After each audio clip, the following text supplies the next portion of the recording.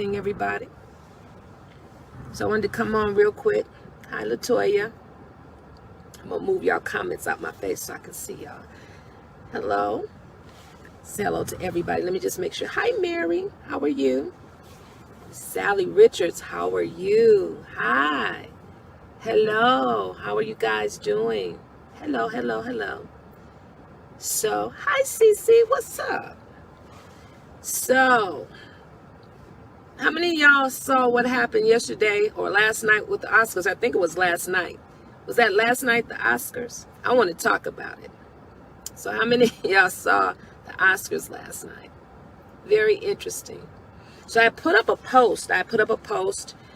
That I garnered some respect for Will Smith. But then I took it down because I said I probably need to explain myself. So Will Smith defended his wife. I believe that's the way it should be looked at. And I'm not going to go into a whole soapbox kind of a thing, but I am going to say this, and then I'm going to leave it here. As a woman, as a wife, as a lady, I've been in some precarious situations as a preaching woman. And I personally noticed that when people knew that I had a spouse and that my spouse would defend me, I noticed that certain things wouldn't happen that had I not had a spouse, people thought that they could do. And so I think that in this case, if he was defending his wife, if he felt like he needed to defend his wife, I don't think he was wrong for defending his wife. Do I believe in violence? But do I believe in defending your spouse? Yeah. As a preaching woman, I personally know that there were men who saw me preach, who didn't agree with what I preached or who didn't agree with me preaching. And they made a beeline in some cases to get me together. But when they saw my spouse, they left me alone. For those of you who've been with me a amount of time, and you've known when we were on the phone and we were doing prayer on the phone and I was praying for people and prophesying for people, a lot of people didn't know Pastor Curtis was on the line until somebody got out of order. And then Pastor Curtis would say, hold on. Do some of y'all remember that? Because people thought when it was just me or just a woman that they could get on and say things. That was male as well as female. There were women and men who would try to do it. Get on and try to overtalk me, disagree with me, disrespect me. It has happened on the line. And Pastor Curtis would chime in and say, hold on, this is Pastor Curtis. No, you're not going to do that.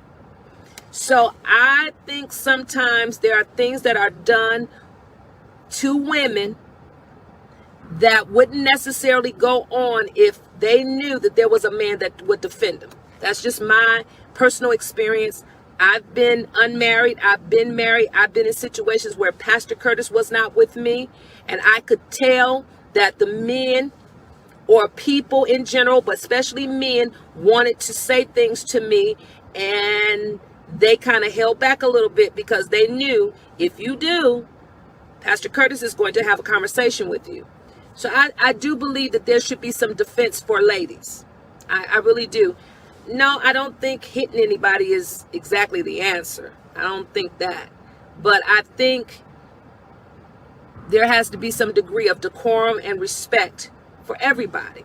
Now, my next thing is, everybody knows that if you ever watch Jada, she has an autoimmune problem. And she has, I guess, what's called alopecia. So there's something going on in her body.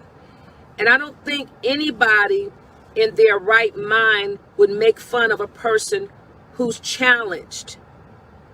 Now, if she had, God forbid, cancer, would we make jokes about that? Of course, nobody would make a joke about that. Nobody. If she had to cut her hair because she had to go through chemo or whatever, radiation, nobody would make fun of her. Nobody would say anything.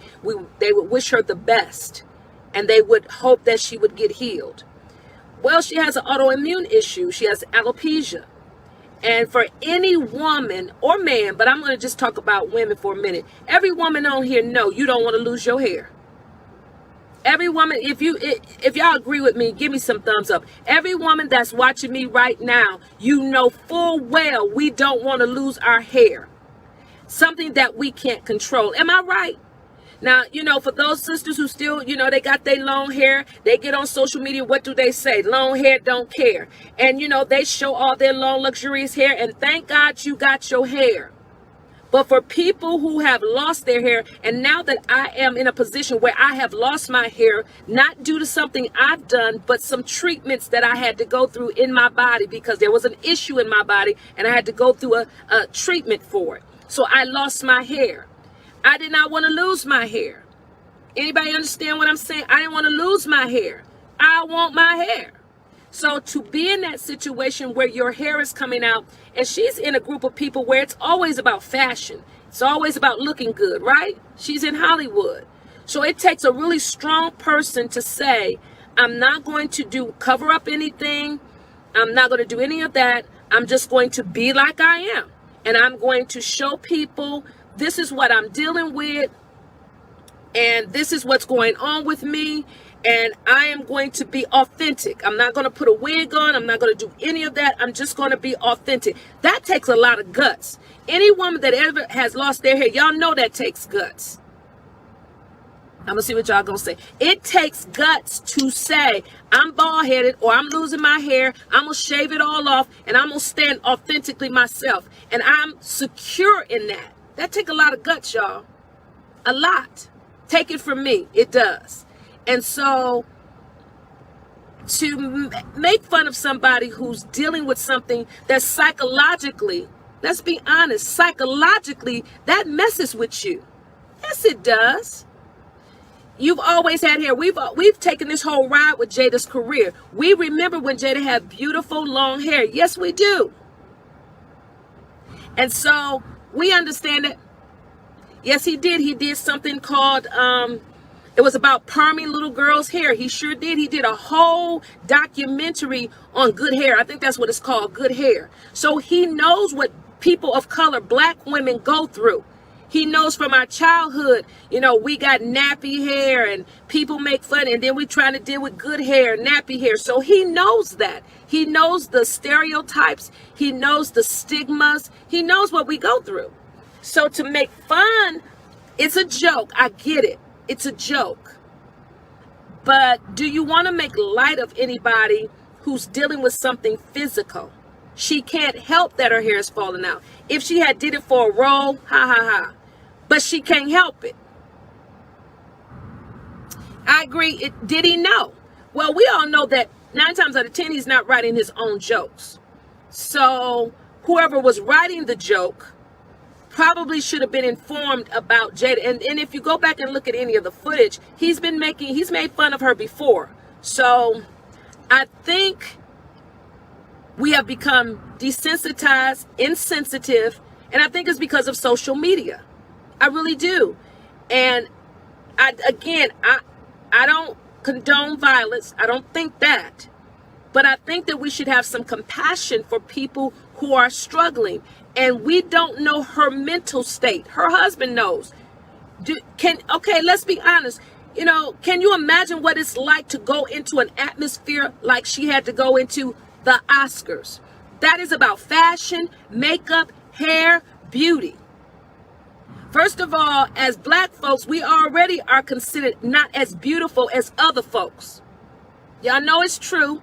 Our skin is too dark. We're not light enough. Our hair is not good enough. So we already going in with those stigmas on our back. So she goes into that. She went in with all her hair. And now as the years have progressed, she's lost her hair. Can you imagine what that's like? I can imagine what it's like having to stand in front of people. At one time you had a lot of hair and now you're standing in front of people and you don't have the same amount of hair, but you got to be authentic and secure in your authenticity. That's some heavy psychological stuff, y'all. And she's doing it. Now, I'm going to say this. I think there's probably more to the story about Jada's health. Jada is very small. Have y'all really ever looked at her? She wears a lot of big clothes. And so I'm wondering, is there more to the story that we will never know? Does she owe us that? Absolutely not. Does she owe anybody that? Absolutely not. But if you have any sense, or you're looking at this thing, I'm getting the impression there's a little more going on with this lady than we know. She's very small. And she's always been small. But have you all really looked at her and how she dresses? I think he was laughing at first because, first of all, there's a time lapse. You know, you got to remember there's time lapses on television. So we may be seeing him laugh at a joke, but it may not be the joke that we heard. You understand what I'm saying? Because there's a like maybe 5 or 6 seconds between each move. So I'm not sure if he was laughing at the previous joke or he was laughing at, I really don't know. But I think when the joke was made, it's funny how the camera went to Jada. It went right on Jada as if they knew it would hurt her feelings. And she wasn't laughing. So I'm not sure if he was laughing at that joke or he was laughing at the previous joke, but whatever the case may be, did you see the expression on her face?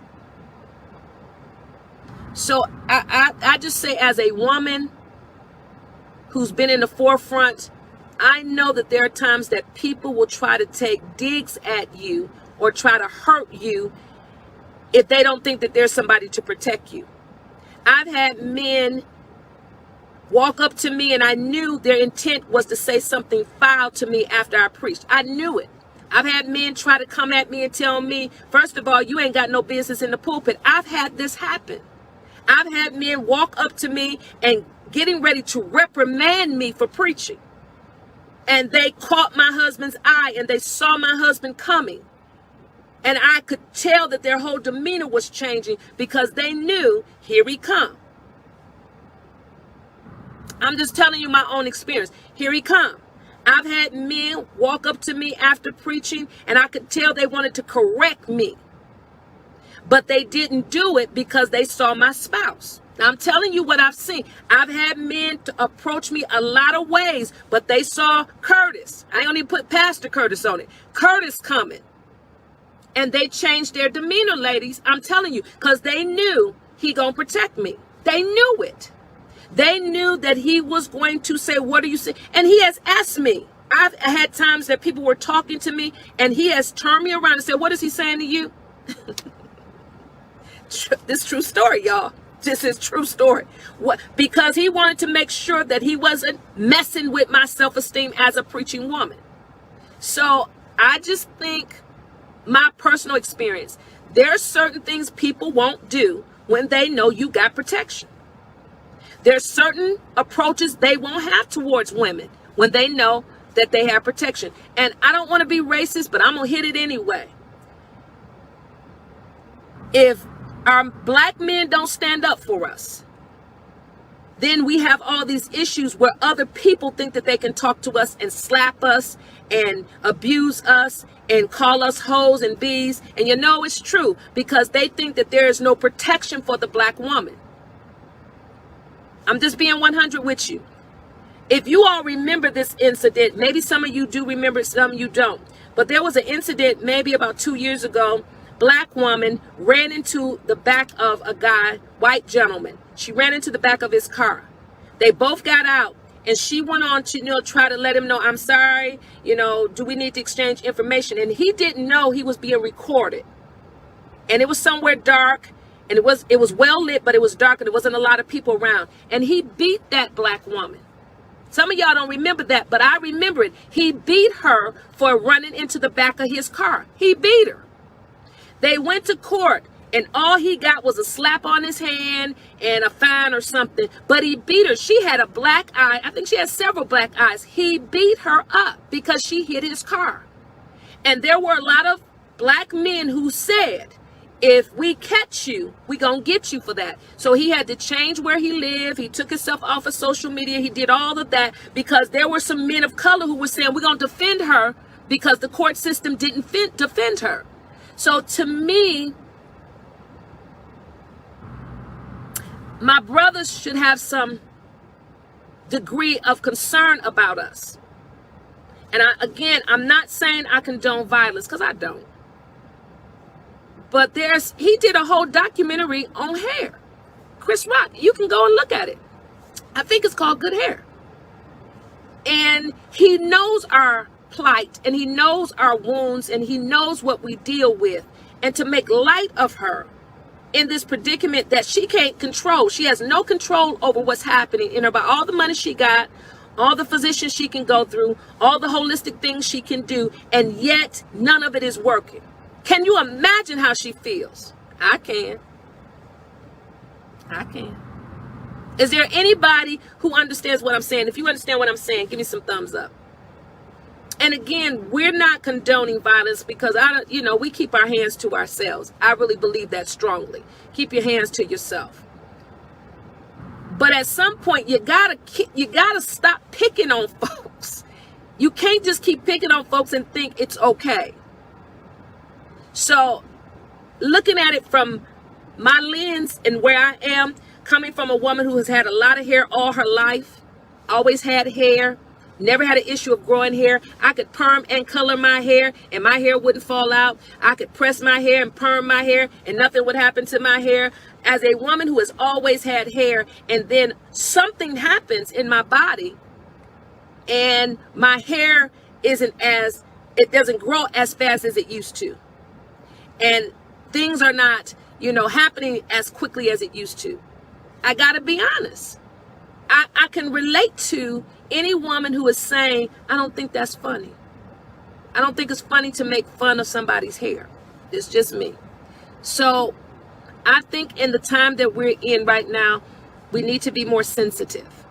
I think in the time that we are in right now, we need to weigh everybody what we're saying. I weigh what I say. I made a comment about this and then I took it down because I had to weigh what I was saying, because I know people are reading what I say, and I want to make sure that nobody thinks I condone violence, because I don't condone that. But I have to say, he won me over with his care for this woman. And I know everybody's talking about, well, he should have did that with the boy that was in a relationship with his wife. That's something totally different in my mind, because they both told you they was breaking up, and they both told you that he said on the red table, I was done with your hips. And she was done with his hips. So whatever was going on in their marriage, they had already decided to go their separate ways. So that was something totally different. But they have come together. And again, I don't condone violence. But you can't keep on picking at somebody's spouse. I don't think. Somebody said, trust me, long as Chris stays black and pays taxes, he won't forget. Now, let me just throw this in, balance it out. Some people believe that that wasn't real. That was all fake. The slap was real and all of that, but they believe that it was all done for a specific purpose. So some people don't believe that didn't have some other purpose. So you got that thought out there too, that didn't happen without some kind of diabolical or hidden meaning. Some people believe something else was going on, and I can see what they're saying, because let's be honest, you walk up to a stage and you hit a man. Where was the security? Where was his security? Chris Rock's security. Where were people coming and saying, hold on a minute? Where was that at? Chris Rock actually put his hands behind his back and took that slap. So there are a lot of people who think something ain't jiving here. So I'm gonna throw that out there. Is there anybody feel the same way? Now, y'all got to be honest. No security, nobody. He walks up. He walks from his seat all the way up, and nobody said, grabbed him or said, wait a minute, or kind of stood in there. He hit him and went and sat down. So some people believe there's something else going on here. I can see that as well. But I wanted to share that because I made a comment and I did take it down, but I wanted to come back so that anybody that saw the comment didn't think, well, Pastor Tammy sounds like she condone violence. I do not. But I do condone caring for your family. I do. I think we should care for each other. And I think that there is a stigma against black women that we're not as important as other ethnicities. I really feel that way. And I feel like that there's things that are done to us as black women that would never be done to blue-eyed blonde hair. Y'all know I'm not racist, but I'm telling you what I've lived and seen. There's some things that are done to us that would never be done to blonde hair, blue eyes. And y'all know it's true. There are things that are said to us that would never be said to any other group of women. And let me just say it again. Our males, young ones especially now, need to be schooled on how to talk to us, how to represent us, how to protect us and not downgrade us. There should be some conversations with these young rappers and the young women who allow it and dance to it and say it's okay to call them names and treat them certain ways. There's a generation that thinks it's okay, which causes us to be disrespected because we're sitting around acting like this stuff is okay. It's not okay to call us hoes and bees. It's not okay. It's not okay. I look at TikTok and social media and I'm baffled because of the things that I see that generates and causes the disrespect. So there should be some mature gentlemen of color that can show these young men how to protect their families without violence, not to condone certain language without violence. Keep your hands to yourself. You don't need to get no gun. You don't need to do any of that. But there should be a way that we present ourselves and protect our women. Do you understand what I'm saying? If you do, give me some thumbs up. It's unfortunate that, and then people get mad at women of color and say, we too bossy and we're too domineering. That's what people say about us. We're bossy and domineering and we don't know how to let. But because we've been disrespected so long, we put up this fight. I will not be disrespected. We put up this wall and we protect ourselves because we've been so disrespected for so long. Now, y'all know I'm telling the truth. And that's right. We consider angry black women. We ain't angry. I just don't want to be abused. That's what they call it. These old angry black women. We're not angry. We know that if we don't protect ourselves, a lot of times ain't nobody gonna protect us. Do y'all understand? And for any man of color or any man that will see this, I'm just telling you why y'all think we angry. Because men think that they can talk to us and treat us any kind of way. And the men that's supposed to protect us, a lot of times, they are the progenitors. They are the ones that are doing it and giving authority to other men to do it, of other ethnicities. So if you disrespect me, black man, well, other ethnicities think we ain't nothing either. You don't really see any other culture of men flat out disrespecting their women the way we are disrespected by the black man. Hey, you may not like what I'm saying, but you can listen to the music.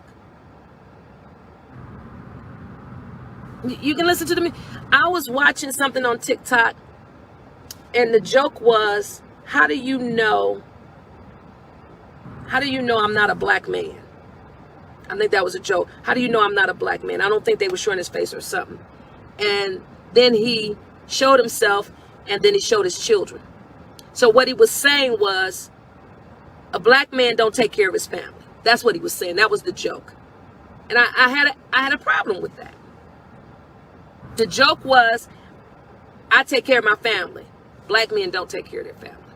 That was the joke. And in 2022, we've got to have a change of mind. And can I just say this? And the black church needs to push this kind of thinking.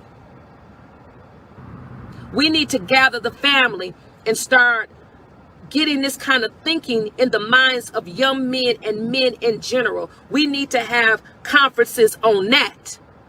Not the conference on give you some money, but the conference on family. And I'm talking real issues that we're dealing with as a people. We need some conferences on that. We need some conferences on growing these young men up to respect women. We need to have some conferences about that. Not conferences on some new revelation, but conferences on let's talk about being a male, a black man, and what it means to be a black man to a family. Are y'all okay? I got a son. I got a black son. And he knows what it means to be a man to his family because he done seen his daddy. But there are a lot of men of color that don't know anything about being a man to his family. So all they can do is take cues off TV. So you got a lot of male pastors that, Pastor did a teaching about fathers. And is this biblical to have all these spiritual fathers? But the interesting thing is most times all these folks that want to be spiritual fathers, most times they don't know how to father. And that's why we have so much chaos in the church, because they don't know how to father. They get these titles of spiritual father, but if you check their life, they've never had a real father. So all they do is abuse the men. And what happens? The men leave the church. Now, if I'm too deep for you, I understand, but I'm going to go there. You got all these black men. I got a book that I wrote. I wrote all these notes about it. And this is the name of the book. You Ain't No Father. I actually wrote some things about it. I got it in a journal. You Ain't No Father. I had this book. I wrote this stuff in a journal over 15 years ago because I recognized that then 15 years ago that these folks who call themselves spiritual fathers had no template on what it meant to be a father. They knew what it meant to be abusive to a man, but they didn't know how to genuinely love and nourish and grow up a man. And so I wrote in my journal, I got a bunch of notes on it, things that I saw in the pulpits over the years, things that I experienced, things that I watched. And most times these men who quote unquote want to be spiritual fathers or say they're spiritual fathers, they don't have the information on being a father to anybody. Anybody. They know how to abuse, but they don't know how to father. They know how to take advantage, but they don't know how to father. Y'all okay? And so these are things that I've seen. And there's got to be some men who know how to father to teach young men how to be men and how to father and how to bring up children and how to love a wife and how to be a protector of their family. We got to be taught that. And it's got to go beyond hitting folks or pulling a gun. That ain't it. That ain't it. But if you got to defend your family in those situations, if the situation ever arrives, you there to do it. We wouldn't have a Medea if we had more men. See, y'all didn't get that. We wouldn't have a Medea if we had more men in families that were protectors. If you ever watched any of those Medea, and I think that's based off of somebody in his family. Tyler Perry's Medea is based off a family member, a woman in his family. There would never be a need for a Medea if Medea had a man that would protect her. But everybody, every person of color can point to a Medea in their own family. I know I can. She was my grandmother. Everybody in our families, somewhere in our families, we can point to a Medea. Yes, we can. Anybody understand what I'm saying? Give me some thumbs up. I said the Medea was my grandmother. My grandmother was a gun-toting, pistol-whipping, knife-pulling Medea. That's what I was raised around. I said she was a gun-toting, knife-pulling, pistol-whooping Medea. That's what I was raised with. I didn't see my grandmother pistol whoop a man. But she felt like she needed to be that way because she had to protect her children. Do y'all get that? So we need, as a culture and all this church, we need some men, real father men who can teach. Men who understand real leadership. Not this pseudo nonsense that we're seeing in the church. We got pastors who want to be spiritual fathers. And I don't know what movie you didn't watch where you got the men on their knee in front of you. What? You got grown men down on one knee in front of you. What movie you been watching? Because that ain't how we go. But if we don't have people that know, I grew up, I didn't have a father in the house. But I watched how my spouse raised and trained up our son and daughter. And I watched him never emasculate our son, but mature him to be a man. I watched how he nourished his daughter. I never had that. So I didn't have no template. I didn't know what that was. But I watched it. And as I've grown, I understand now what it did for them. Do y'all understand? So we got a lot of folks in these positions of quote unquote leadership, and they treat what they say are their sons like slaves. No father would enslave his son. Okay. I'm just telling you what I've lived. Living in that kind of environment does something to you. Is there anybody understand what I'm saying? My grandmother is gone on. She got saved. She loved the Lord, and she gone to be with the Lord. But I'm telling you what I lived. I used to, as a little girl, about 6 or 7, I used to watch my grandmother. People would come to do work at our house. Men come in to do work, and they would try to take advantage of her because they didn't think that she understood what was supposed to go on as far as business was concerned. And I've watched my grandmother cuss people out because they thought they could take advantage of her, even in business. I'm just telling you what I saw. I watched how people would come into the house and they saw all women and no man, and they thought, I'm going to come in here and I'm going to take advantage sexually of the women. Well, that wasn't the move. I'm just telling you what I was raised around. That wasn't the move, because I didn't see my grandma go get her pistol. I've seen, and I'm just saying, when there's no protection in the house, then the women take on another persona. They got to.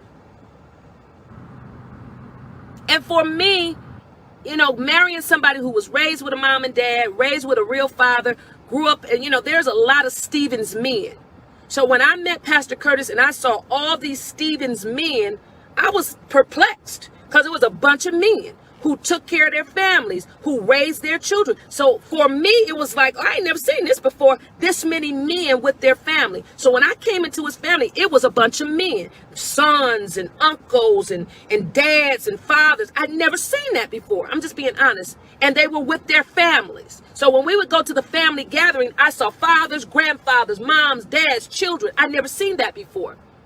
And so for me, it was like, oh my God, this is different. He was raised in a house full of men, and he around men. So he knew, he had a template. He knew what men did. I didn't. I knew what the grandma did. And it was very difficult to yield to that. Is there anybody know what I'm saying? Yield to a man protecting me. And he would say, no, baby, you ain't got to do that. My mind didn't work that way. No, Tammy, I got it. My mind, and I would fight him. Because my mind told me he's trying to control me. He's trying to manipulate me. He's trying to make me do what he said. My mind told me that. Because all I knew was we take care of ourselves. And it took me years to relinquish that. It took me years to say, okay. I know you ain't going to let nothing happen to me. Okay.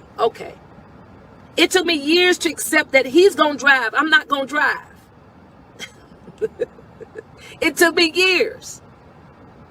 That you relax, I got us. Years. Because of what I was raised in. So, I don't condone violence. But if Will Smith saying he's protecting his family, his wife, and maybe her mental state, I say okay. If she ever lost any respect for him, I think he gained something from that night, from his wife and his family. You may not agree. I don't agree with all of it. I don't agree with hitting nobody. But he said he was protecting his wife. And I do believe that there's more going on with Jada than what we know. And again, nobody owes you their whole life and tell you everything that they're going through. Nobody needs to do all that. But for my sisters, y'all know what we go through. Yes, y'all do. Y'all know the stuff we experience. Y'all know the things that are said to us and how we're treated. Yes, we do. It's sometimes it's subliminal and sometimes it's right in our face. You know, have any of you ever experienced this? You're standing in a line. Say I'm at Target right now. You in the Target line and you standing there. And somebody just walks right in front of you as if you're not there and get in line in front of you. And you have to say, no, I was standing here. And they can look at you like, no, you weren't. We can be invisible to people. We can. You and I can be driving down the street and we might want to get over and we'll honk at the person and say, can I get over? And if they're Caucasian male, most times they will say no to us. This is just something I've experienced. But if a blind, blue-eyed Caucasian woman blows and says, let me get over, they'll let her get over. Just my experience. I've seen them. I've actually tested the theory. I've tested it to see if I'm tripping. I said, I've tested it to see if I'm tripping. And I wasn't tripping. So there are things that you and I know from life experiences that we're treated different. We are. And I think there has to be somebody who stands up for us and says, we're not going to allow, not even our own, to disrespect you. Not even our own. We're going to respect our sisters. Some things are off limits. Some things are not funny. Some things we're just not going to do, and we protect our own. That's where I'm at with it.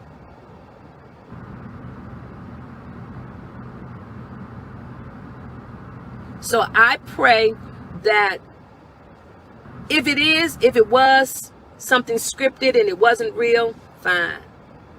But even in that, let's take something from it. If it was real, let's take something from it. If it was fake, let's take something from it. Somebody say, just happened to me. I said, sorry, I'm just trying over here. He said, so go up. So you have to know that it's different for black women. And we're not angry. For every black brother who think we angry, for every Caucasian and any other group of people who think we're angry, we're not angry. We're not angry. We got to protect ourselves because we don't feel like anybody else will. Is there anybody that agree with that? Are we angry? Are we angry black women? No. Somebody said we tired.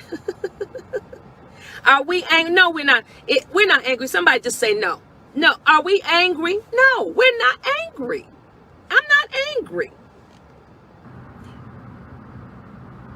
We're not angry black women. We're women that understand if I don't protect me, where else is my protection? I'm not angry. I'm not bitter. I'm not trying to get back at the black man because he date the white one. It ain't none of that. It ain't none of that. We're not angry. So to every brother who says, I don't date black women because they're angry, we're not angry. Honest to God, we're not angry. Are there some people who are upset about certain things? Sure. But we are not this tyrant, black, angry woman that you can't say nothing to. We just have to defend ourselves so much that we don't know when to put it down. So today, I just felt like maybe that's just one for us. Maybe Will may have set a standard that says, we're going to start holding each other accountable. You're not going to disrespect my wife, and we're not going to keep disrespecting the black woman. Maybe that's what I took from it. That's what I took from it. I didn't take, no, he shouldn't have hit him. There should have been another way.